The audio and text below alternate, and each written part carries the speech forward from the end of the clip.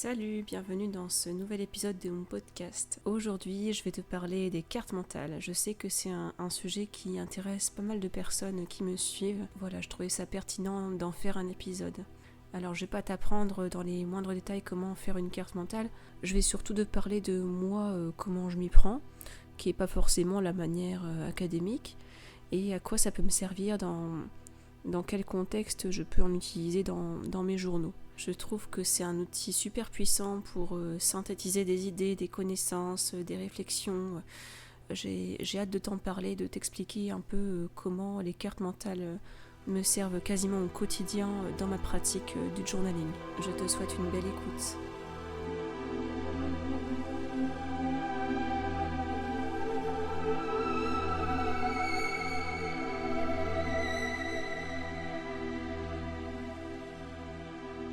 Je vais commencer par définir un peu ce que c'est. Donc les cartes mentales, on peut appeler ça aussi les cartes heuristiques, on peut appeler ça le mind mapping. Donc carte mentale, c'est en anglais mind map, ce qui signifie littéralement les cartes de l'esprit, qu'on a traduit par carte mentale, ce qui est une bonne traduction aussi. Donc l'idée en fait, c'est d'avoir un schéma qui représente des notions, des idées sous la forme d'arborescence. C'est-à-dire qu'on a toujours un thème central qui va littéralement se trouver au centre de la page, et après on va partir par des arborescences, c'est-à-dire en faisant des traits et en reliant au fur et à mesure, en décomposant en fait une certaine idée, un certain concept. Et à quoi ça sert ? Alors c'est là que c'est intéressant, c'est que dans ma pratique du journaling, je me sers des cartes mentales pour à peu près tout. Et je vais te dire tout de suite un peu les différentes utilisations que je peux en avoir. Ça peut déjà me servir pour prendre des notes. Quand je prends des notes sur un podcast ou une vidéo ou même un livre que je suis en train de lire, je vais pouvoir le faire sous forme de carte mentale parce que ça ne me limite pas. Parce que quand on prend des notes de manière linéaire, c'est-à-dire en écrivant ligne par ligne, le problème c'est que si par exemple la personne revient sur un certain sujet, et ben en fait nous on est déjà passé à autre chose et on n'a plus de place. Alors que la carte mentale, ça permet d'ajouter au fur et à mesure si jamais la formation, le bouquin revient en arrière, et il nous reste toujours de la place puisque ça grandit sous forme d'arborescence. Donc c'est beaucoup plus logique en fait. Ça évite de devoir effacer, barrer, faire des flèches pour revenir en arrière. Enfin vraiment, ça, c'est beaucoup plus clair comme ça. Et par rapport à ça, je me sers aussi justement des cartes mentales pour réfléchir, pour développer une réflexion. Si j'ai un thème, par exemple, là tout récemment, j'ai voulu réfléchir sur la notion de discipline. Donc j'ai tout simplement écrit au centre discipline et ensuite j'ai marqué les grandes idées autour par rapport à cette notion que j'avais, et ensuite je pouvais développer autant que je le voulais. J'ai pris par exemple des passages de livres, des citations, des réflexions personnelles, des mots-clés, enfin voilà, j'ai développé en fait par rapport à ma pensée, mais si j'avais fait de façon linéaire, ça aurait été beaucoup plus limitant puisque une fois qu'on a écrit une idée, on peut plus en rajouter quoi.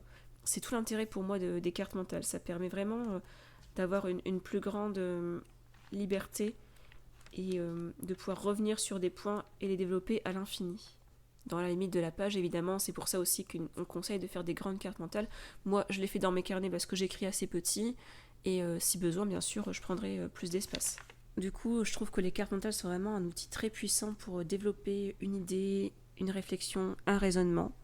Ça permet vraiment de pouvoir y revenir à plusieurs reprises. Par exemple, moi, ça m'arrive souvent de commencer une carte mentale et de l'enrichir au fur et à mesure de ma réflexion.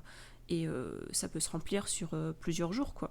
Au fil de mes lectures, au fil de mes idées. Voilà, ça offre pas mal de possibilités. Là où j'utilise aussi beaucoup le format carte mentale, c'est pour planifier, organiser mon temps. Par exemple, en ce moment, je fais une carte mentale pour mes routines de la semaine. Donc c'est tout bête, hein, je vais faire au milieu de ma page, je vais marquer routine. Je vais marquer semaine du tel jour à tel jour. Ensuite, je fais une branche principale pour chaque jour de la semaine. Et ensuite, je continue l'arborescence pour chaque jour en mettant la routine du matin, qu'est-ce que j'ai fait, la routine du midi, qu'est-ce que j'ai fait, et la routine du soir, ce que j'ai fait aussi. Voilà. Et comme ça, j'ai une vision globale sur une double page de toutes les routines que j'ai faites dans ma semaine. Puisque moi, j'ai une routine pour le matin, le midi et le soir. Voilà, je différencie. C'est ce qui permet d'organiser ma journée. Et donc ça peut être fait aussi pour les tâches de la semaine. On peut faire une carte mentale avec, pareil, la semaine au milieu de la page. Et puis pour chaque jour, mettre les 3 tâches les plus importantes, par exemple. Ça peut être fait à l'échelle de l'année, ça peut être fait à l'échelle du mois, du trimestre. Enfin, vraiment, les possibilités sont assez nombreuses. Et c'est une manière pour moi de m'organiser qui me convient très bien. En plus, je trouve ça plus esthétique personnellement que juste un tableau avec des cases. J'ai essayé pendant un moment quand je faisais un bullet journal de faire une organisation à la semaine avec un tableau des jours de la semaine, mais finalement ça me convenait pas trop et c'était limitant puisqu'il y avait des jours de la semaine où je faisais beaucoup de choses et des jours où je faisais quasiment rien et ça se voyait, c'était pas très beau. Alors que là je trouve que sous forme de carte mentale c'est beaucoup plus sympa, on peut beaucoup mieux la mettre en page et articuler pour que ce soit assez joli, même si c'est pas le but. Enfin, moi j'aime bien quand c'est joli, quand c'est clair. Après voilà, c'est pas le but principal bien sûr de faire quelque chose de beau. On est d'accord. J'aime bien aussi faire des cartes mentales, toujours dans l'organisation, pour mes objectifs du mois ou du trimestre. Et là, c'est pareil, je vais marquer le mois ou le trimestre au centre. Par contre, là, je vais pas faire un classement temporel, c'est-à-dire que je vais pas mettre les jours de la semaine, je vais pas mettre le nom du mois, etc. Je vais plutôt faire un classement thématique. Chaque sous-catégorie va être une thématique précise et après, je vais articuler avec les différents objectifs par rapport à ce thème. Par exemple, je vais avoir une grande branche maison et je mettrai donc tous mes objectifs par rapport à la maison. Je vais faire une autre branche qui sera mes lectures et là je vais mettre les livres que j'ai envie de lire ou le nombre de livres que je veux lire. Pour moi, c'est aussi un bon moyen d'organiser. En plus, on peut utiliser un code couleur pour symboliser les différentes catégories, les différents champs de vie en fait. Je trouve aussi qu'une autre manière intéressante d'utiliser une carte mentale, c'est de restituer des connaissances. Typiquement, quand je prépare un podcast, je fais appel du coup à mes connaissances, mais je ne vais pas retourner forcément dans mes livres, dans mes notes d'avant. Je vais déjà réfléchir à ce que le sujet m'évoque, quoi. Comme là, pour les cartes mentales, j'écris le nom du podcast au milieu et après j'écris définition, j'écris fonction, j'écris avantage, comment. Et là, je rassemble toutes mes connaissances et toute mon expérience par rapport à ce thème-là. Et ça permet du coup d'avoir sur une double page quelque chose qui synthétise un peu tout ce qu'on sait sur un sujet. C'est ça que je fais principalement dans les podcasts, c'est qu'à chaque fois j'ai un thème et je vais faire la synthèse de toutes les choses que j'ai apprises, toutes les choses que j'ai expérimentées pour pouvoir les repartager de manière claire et organisée sur chaque thématique que j'aborde.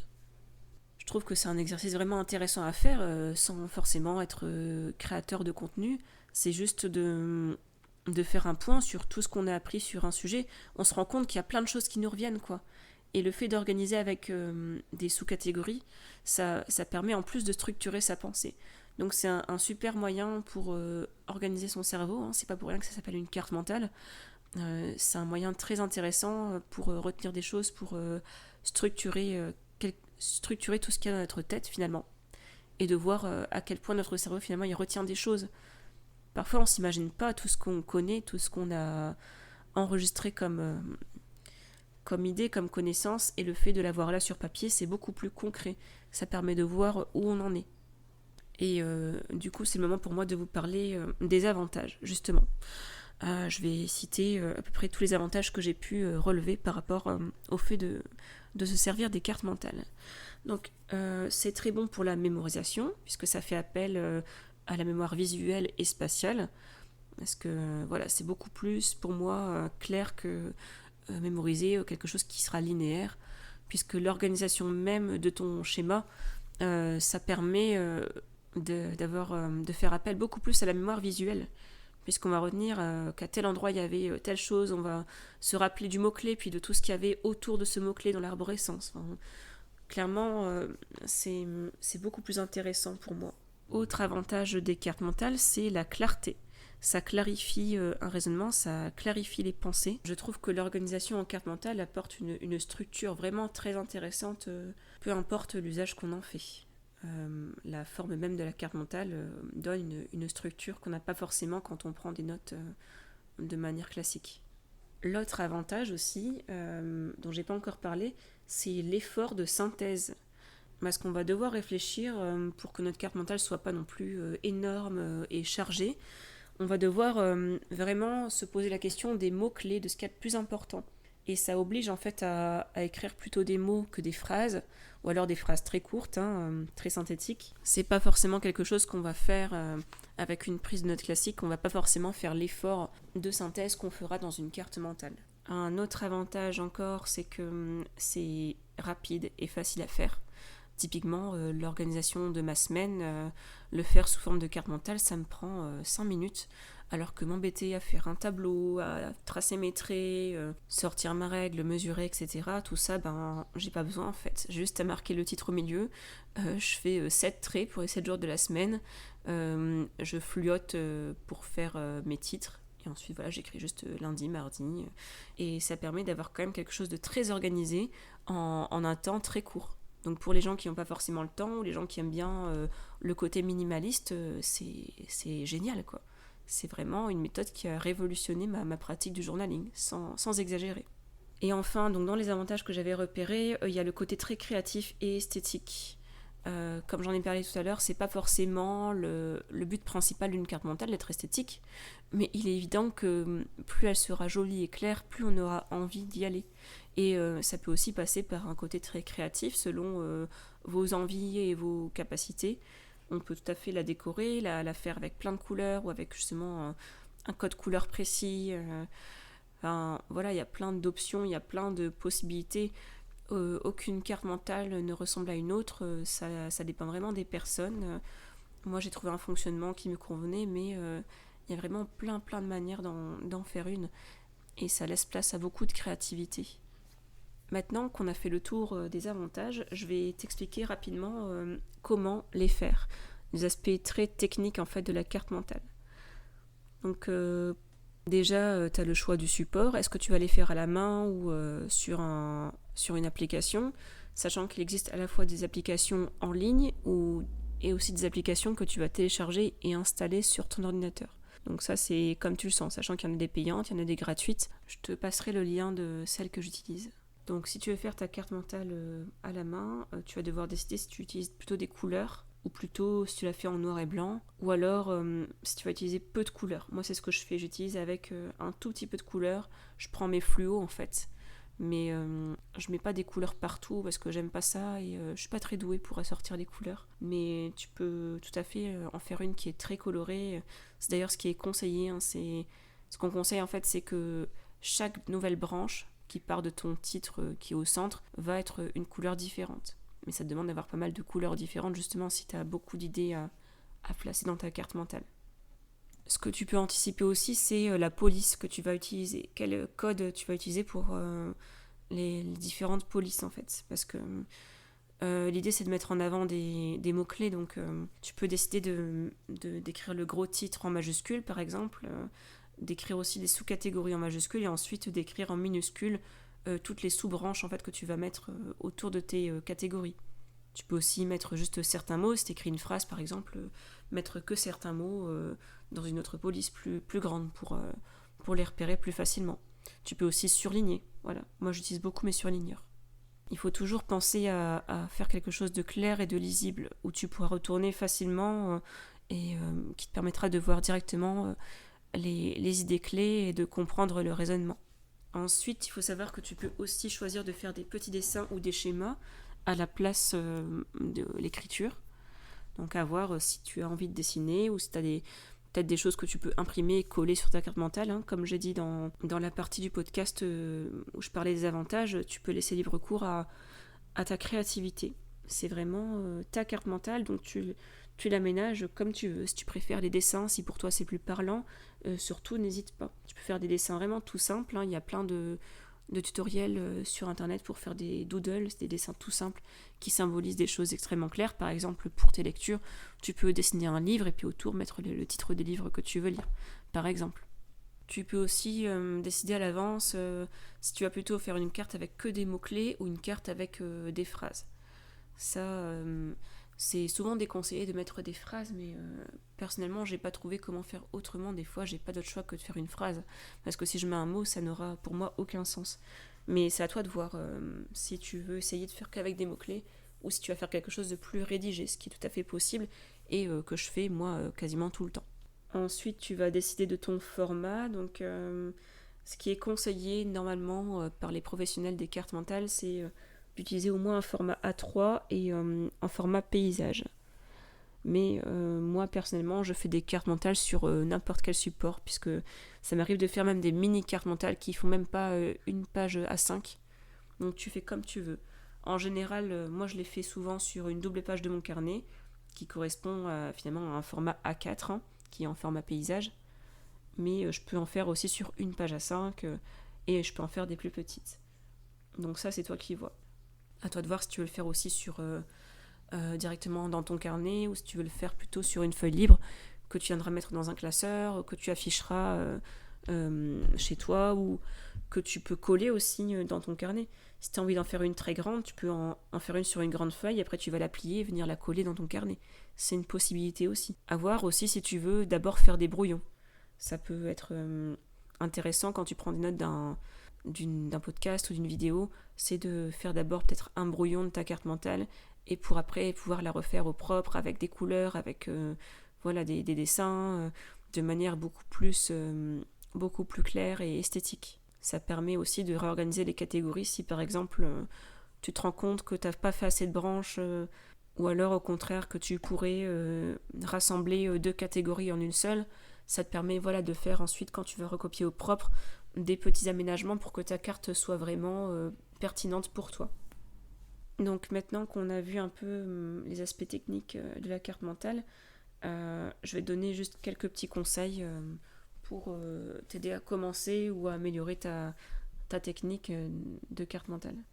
Donc je te conseille déjà de ne pas faire trop d'items, c'est-à-dire que, pour moi les items en fait c'est les grandes catégories, puisque tu as ton idée centrale qui va être au milieu de la page, et autour ensuite tu auras des branches principales qui chacune vont représenter une catégorie. Je te conseille de ne pas en faire trop. Essaie de commencer avec 5-6 déjà, c'est déjà pas mal. Pour que tes cartes soient plus lisibles, je te conseille d'avoir une organisation justement par rapport à ces catégories-là, à ces grandes catégories. On commence en haut et ensuite on part dans le sens des aiguilles d'une montre. Donc la première catégorie, tu la mets en haut à droite et ensuite tu vas tourner autour de ton titre en mettant tes idées dans l'ordre, mais dans le sens des aiguilles d'une montre. S'il y a un ordre dans tes idées, bien sûr. Je te conseille de vraiment mettre en avant les mots importants, comme j'en ai parlé tout à l'heure, ça peut être avec des couleurs ou avec la police. Donc tu peux t'amuser à les mettre en plus grand, à les mettre avec un autre stylo, en surlignant, il faut vraiment que tu la rendes claire et lisible pour toi. Il faut que ça puisse être une référence et que tu puisses y revenir et tout de suite en fait avoir en mémoire ce que tu avais voulu mettre dans cette carte. Je te conseille aussi de ne pas faire des phrases trop longues, de vraiment essayer d'aller à l'essentiel. Parce que mettre des mots-clés, comme j'ai dit, c'est difficile, mais par contre, tu peux vraiment tenter de faire des phrases très concises avec des mots-clés. Ça peut être aussi, pas forcément des phrases, mais des groupes de mots. Et enfin, un dernier conseil que je te donnerai, c'est de tester différents types de cartes mentales. De tester des choses, d'expérimenter pour voir ce qui te convient le mieux. Tu peux aussi t'amuser à reproduire des cartes mentales que tu trouves sur internet. Ça peut être intéressant, moi je l'ai fait pour m'entraîner tout simplement. Et c'est à force de pratiquer que tu auras ton fonctionnement et que ça deviendra de plus en plus automatique pour toi. Et peut-être que tu te rendras compte que c'est pas fait pour toi et que tu es beaucoup plus friand de la prise de notes linéaire. Moi ça m'arrive encore de prendre des notes de manière linéaire, ça dépend vraiment du sujet. Si je sais que je vais devoir beaucoup écrire, je vais plutôt privilégier cette méthode-là, classique. Mais par moment, je préfère utiliser la carte mentale. Ce sera à toi de voir aussi quand est-ce que c'est pertinent pour toi de te servir de cette méthode-là. Et j'en ai fini pour cet épisode sur les cartes mentales. C'est pas évident d'en parler à l'oral parce que c'est quelque chose justement de très visuel, donc c'est un peu paradoxal d'en parler comme ça dans un podcast. Mais j'avais vraiment envie d'aborder le sujet. Je sais que pas mal d'entre vous m'avaient fait la demande et étaient intéressés de savoir comment je faisais. Donc j'espère que ça t'a plu, que ça t'a intéressé. Peut-être que tu as pris des notes sous forme de carte mentale ou pas. En tout cas, n'hésite pas à venir vers moi pour poser des questions. J'y répondrai avec grand plaisir sur mon compte Instagram, donc n'hésite pas. Et j'ai déjà publié des photos de mes cartes mentales, mais j'en publierai certainement d'autres. Donc comme ça, tu auras vraiment l'aspect visuel qui va compléter ce podcast, qui est que à l'oral, pour le coup. Voilà, je te remercie d'avoir écouté jusqu'au bout. Je te souhaite une très belle journée et à bientôt.